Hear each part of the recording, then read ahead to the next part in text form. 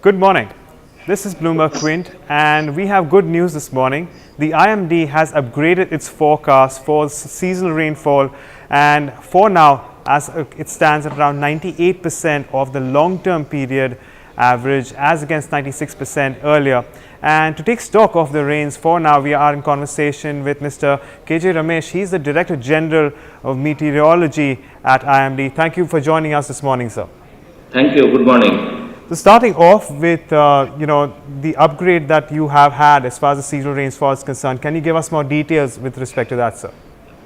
Yeah, as we have mentioned in our 18th April bulletin itself, prospects of strong El Nino developing are receding, and signatures to that effect were clearly seen from 1st April itself. That's why we have indicated that there is a prospect that monsoon rainfall could go up towards near normal, that means towards 100 from the estimated figures of 96. And now indeed the prospects of strong El Nino have receded. That was independently confirmed by Australian Weather Bureau and National Weather Bureau of USA, NOAA, and that's how the favorable conditions for good normal monsoon activity have improved, and that's how we have upgraded to 98%. So when we had a conversation last week, there was a suggestion that the monsoons would take over large parts of Goa as well as some parts of Andhra Pradesh around the 7th, 8th of June. Is this development on track?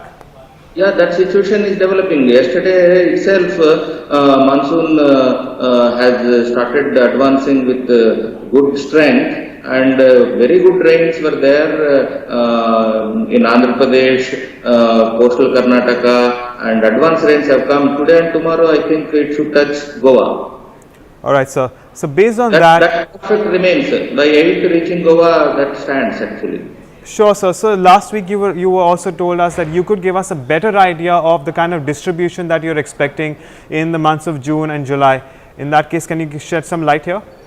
Yeah, June is an advancement phase of the monsoon. We don't normally assess the rainfall because monsoon covers gradually during the June. But for July, we have given 96% of the long-term average India should receive. In August also 99% of the long-term average India should receive, country as a whole. So also an update on Cyclone Mora on the northeast. Can you give us an idea of the developments there as well?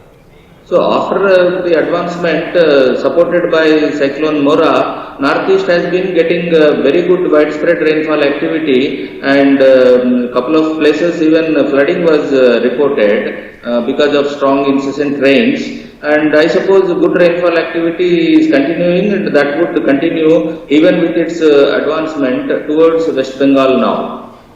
But there is no risk or concerns about excessive rainfalls that could be detrimental to that geography for now? No, not such. It is a continuous activity of good amount of 5 to 10 centimeter per day, and a couple of local places have reported some local flooding, but by and large it has not disrupted the activity, at least our part of India, Northeast India, whereas the Bangladesh had a lot of impact on ground because of flat terrain and associated with the landfall of the cyclone. Also, so when it comes to distribution, are there any areas across India for now which stand the risk of receiving relatively lesser rains? See, lesser rains relatively is the Northwest India. What we have yesterday assessed was Central India would get almost 100% of the rain, Peninsular India would get about 99% of the rain, but Northwest India and Northeast India, they might get around 96% of the seasonal average.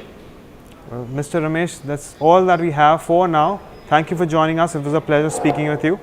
And as for you guys, we will be giving you updates as far as the monsoon is concerned. So stay tuned in the BloombergQuint. We'll bring you more.